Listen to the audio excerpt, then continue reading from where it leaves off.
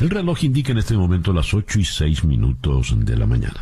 Después de escuchar a Amy Winehouse, vamos a bajar en la geografía hasta la ciudad de Caracas, donde en la línea telefónica está la doctora Rocío San Miguel, abogado, presidenta de la ONG Control Ciudadano para la Seguridad, la Defensa y la Fuerza Armada Nacional. Rocío, muy buenos días, gracias por atendernos. Muy buenos días, César Miguel, muchísimas gracias a ustedes por la invitación.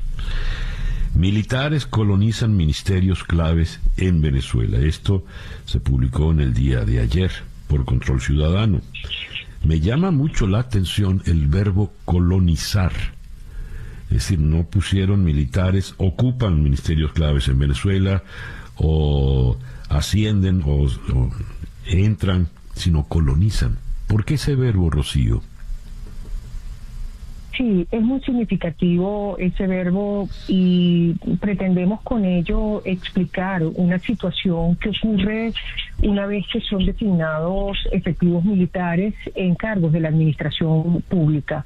Ha sido una constante dentro de los movimientos militares que estos lleven tras de sí un séquito de directores, personal, apoyo, de efectivos pertenecientes a la Fuerza Armada Nacional. Esto ya desde muy temprano el gobierno de Hugo Chávez Frías, cuando comenzó a designar ministros militares en la administración pública. Inmediatamente no solo era el ministro quien provenía de la Fuerza Armada Nacional, sino que también llegaba a esta suerte de colonización. Esto no es ni malo ni bueno, pudiéramos decir, bueno, hay alguna idea de repudio a los militares. No, el problema es que se imprime un sello militar a la gestión con visos de autoritarismo, además protegidos por sentencias de la Corte del Tribunal Supremo de Justicia, que ha dicho reiteradamente que los militares no deben rendir cuentas, sino solamente a quien ejerza la presidencia de la República. Eso es prácticamente un gobierno secuestrado ante el escrutinio popular o el escrutinio de las instituciones. Pero me llama la atención, Rocío, que los ministerios son muy importantes. Relaciones Interiores, Justicia y Paz. Dice Ministerio para la Alimentación, donde ya ha habido pues un saqueo desde los tiempos del general Osorio. Ministerio para la Energía Eléctrica, en un momento donde ya hasta la ciudad de Caracas va a recibir un racionamiento. ¿Cuánto es no solo el control que ejercen sobre el país, sino la solvencia que tienen gerencialmente para manejar el país? Sí, muy importante hacer mención al tipo de ministerios que ocupan, que ciertamente no son cualquiera de los ministerios. Yo diría que incluso en este tercio de ministerios que controlan, que son 10 de 34, hay 5 que son estratégicos, vitales para el país, y son 5 de los cuales además tienen el mayor volumen de recursos.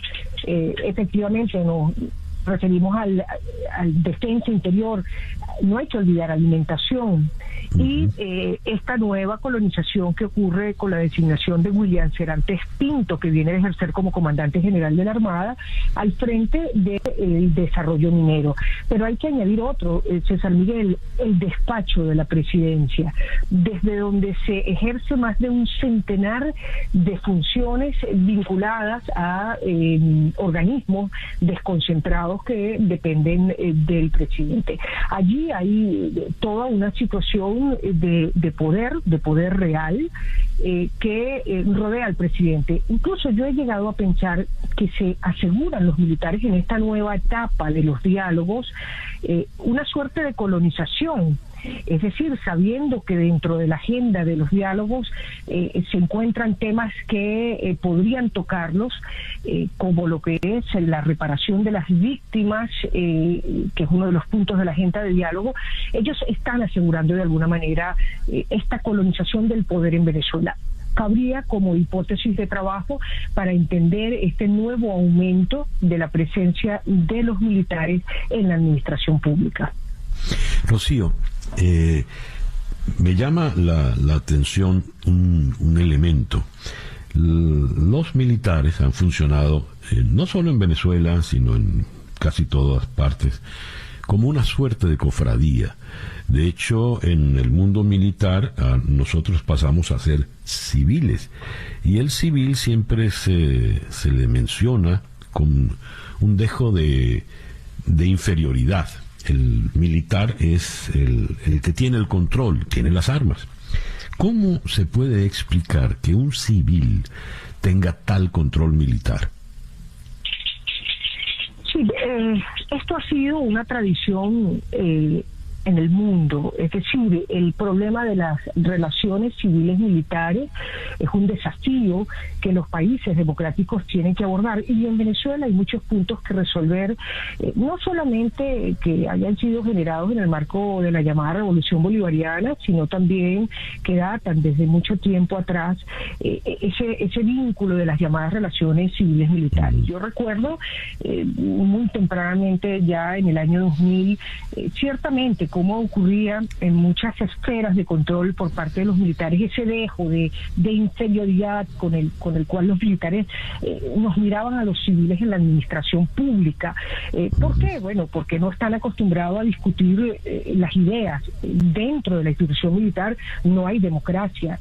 Dentro de la institución militar el principio de la verticalidad, de la obediencia, de la subordinación son claves para que funcione el ejército. Entonces, son problemas que hay que solventar en las sociedades democráticas y que se basan fundamentalmente en un principio clave que, por cierto, establece la Carta Democrática Interamericana, que es el de la subordinación del poder militar al poder civil. ¿Cómo se logra esto? Bueno, esto se logra es con transparencia, de la gestión presupuestaria de los militares, con rendición de cuentas, con la posibilidad de que un ministro responda interpelaciones en la Asamblea Nacional, como establece la Constitución, repito, cuestión que prohibió el Tribunal Supremo de Justicia, con mecanismos que se conocen en la literatura de las relaciones civiles militares, como lo son los del check and balance, es decir, vigilar un sector clave de la administración pública de enorme poder, que tiene las armas y que obligatoriamente debe estar subordinado al poder civil. Más es todo lo contrario entonces en nuestro país. Sí, lamentablemente, sobre todo por una suerte de cambio de paradigma. Es decir, ha venido ocurriendo que todos los postulados constitucionales previstos, sobre todo en el título 7º de la Constitución, que refieren a la seguridad de la nación, se han vulnerado, se han socavado, y llega un momento que se ha normalizado la violación de la Constitución para entrar en un paradigma revolucionario en el funcionamiento de la Fuerza Armada Nacional. Por ejemplo, se ha destruido el principio constitucional de la prohibición de que los militares estén al servicio de persona o parcialidad política alguna, y se ha normalizado como ver a militares aupando la revolución, haciendo campaña electoral, como ya lo estamos viendo con el inicio de la campaña electoral nuevamente hacia las elecciones regionales, militares amenazando a la oposición, lo cual no es de ninguna manera su función, y en general cosas más dramáticas y graves, aplastando la disidencia, la crítica a la oposición, lo cual ha ocurrido con digamos muy graves violaciones a los derechos humanos en términos de tortura, desapariciones forzadas, aplastamiento de la protesta y el uso mortal de la fuerza en el control de manifestaciones y protestas sociales en Venezuela. Ya. Rocío, muchísimas gracias por atendernos en esta mañana. Muchísimas gracias a ustedes por la invitación, César Miguel. La doctora Rocío San Miguel, abogado, es la presidenta de la ONG Control Ciudadano desde la ciudad de Caracas. Son las 8:16 de la mañana. Día a día.